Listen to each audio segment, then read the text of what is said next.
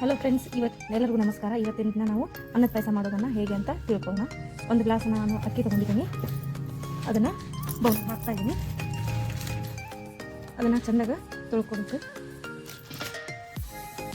ಚೆನ್ನಾಗಿ ತೊಳ್ಕೊಂಡ ನಂತರ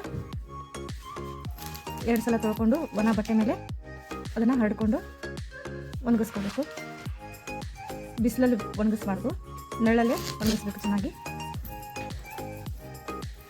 ಒಣಗಿಸ್ಮೇಲೆ ಎಲ್ಲ ಡ್ರೈ ಆಗಿ ನಮಗೆ ಹೇಗಿದ್ದು ಹಾಗೆ ಅಕ್ಕಿ ಸಿಗ್ತವೆ. ಎಲ್ಲ ಕೈ ಆಡಿಸಿ ನಾನು ಚೆನ್ನಾಗಿ ಒಣಗಿಸಿದ್ದೀನಿ.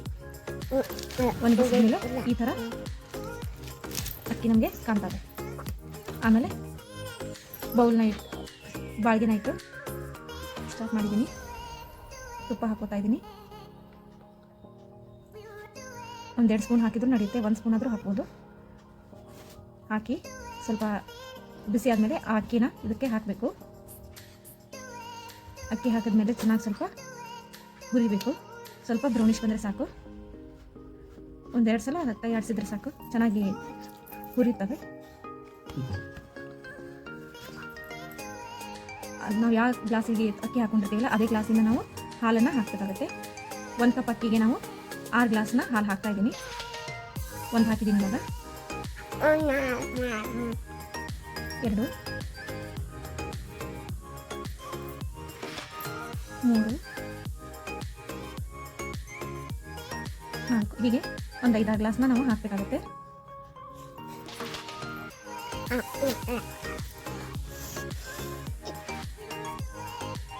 ಹಾಲು ಹಾಕಿದ್ಮೇಲೆ ಇದನ್ನು ಚೆನ್ನಾಗಿ ತಳ ಹಿಡಿದ ಹಾಗೆ ನಾವು ದೊಡ್ಡ ಉರಿಯಲ್ಲಿ ಸ್ವಲ್ಪ ಹಾಲು ಕಾದು ಬರೋ ತನಕ ನಾನು ಕೈ ಆಡಿಸ್ತಾನೆ ಇರಬೇಕು.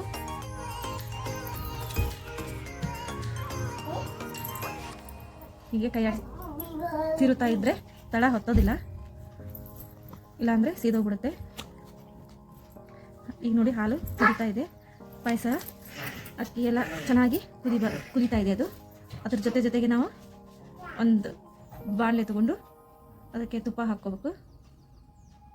ತುಪ್ಪ ಹಾಕಿದ್ಮೇಲೆ ತುಪ್ಪ ಬಿಸಿಯಾಗಿದೆ, ಅದಕ್ಕೆ ದ್ರಾಕ್ಷಿ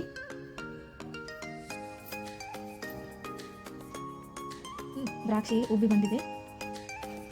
ಗೋಡಂಬಿ ಹಾಕ್ತಾ ಇದ್ದೀನಿ. ಗೋಡಂಬಿನ ಸ್ವಲ್ಪ ಹುರಿಬೇಕು. ದ್ರಾಕ್ಷಿ ಹಾಕಿದ್ದೀನಿ, ಗೋಡಂಬಿ ಹಾಕ್ತಿದ್ದೀನಿ.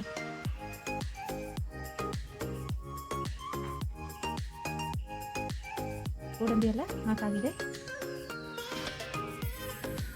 ಸ್ವಲ್ಪ ಕೆಂಪಗೆ ಹುರಿದ್ರೆ ಚೆನ್ನಾಗಿರುತ್ತೆ, ಕ್ರಿಸ್ಪಿಯಾಗಿ ಬಾಯಿಗೆ ಚೆನ್ನಾಗಿ ಅನಿಸುತ್ತೆ. ಆಮೇಲೆ ಸ್ವಲ್ಪ ಕೇಸರನ್ನ ನಾನು ಹಾಕ್ತಾ ಇದ್ದೀನಿ, ಕಲರ್ ಚೆನ್ನಾಗಿರುತ್ತೆ ಅಂತ.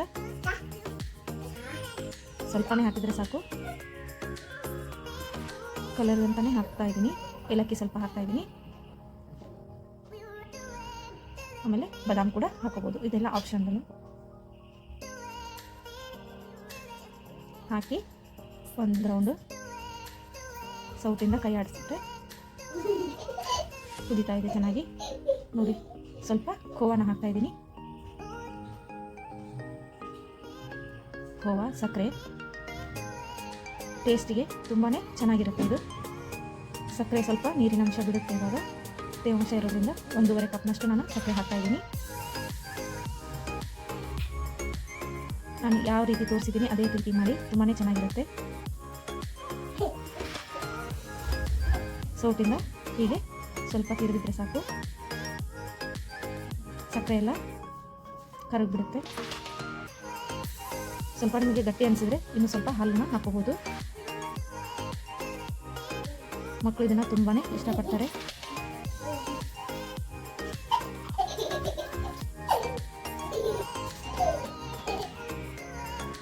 ನೋಡಿ ಎಷ್ಟು ಚೆನ್ನಾಗಿ ಬಂದಿದೆ ಅಂತ.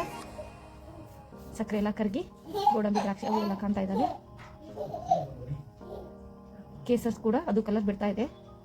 ನೋಡಿ ಎಷ್ಟು ಚೆನ್ನಾಗಿ ಬಂದಿದೆ. ಇಷ್ಟಾದರೆ ಸಾಕು, ಇದು ಕರೆಕ್ಟಾಗಿರೋ ಅನ್ನದ ಪಾಯಸ ರೆಡಿ ಆಯಿತು. ನೋಡಿ ಫ್ರೆಂಡ್ಸ್,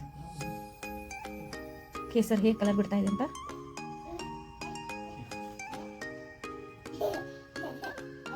ಇದೆಲ್ಲ ನೋಡಿ ಚೆನ್ನಾಗಿ ಬಂದಿದೆ, ಕಲರ್ ಕೂಡ ಬಿಟ್ಟಿದೆ. ಇವಾಗ ಸರ್ವ್ ಮಾಡ್ಕೊಂಡ್ರೆ ಒಂದು ಬೌಲಿಗೆ ಹಾಕ್ತಾಯಿದ್ದೀನಿ. ನೋಡಿ ಕಲರ್ ಎಷ್ಟು ಚೆನ್ನಾಗಿ ಬಿಟ್ಟಿದೆ ಕೇಸರಿದು. ಈಗ ಸವಿಯಲು ಸಿದ್ಧ. ನೋಡಿ ಎಷ್ಟು ಚೆನ್ನಾಗಿ ಬಂದಿದೆ ಅಂತ.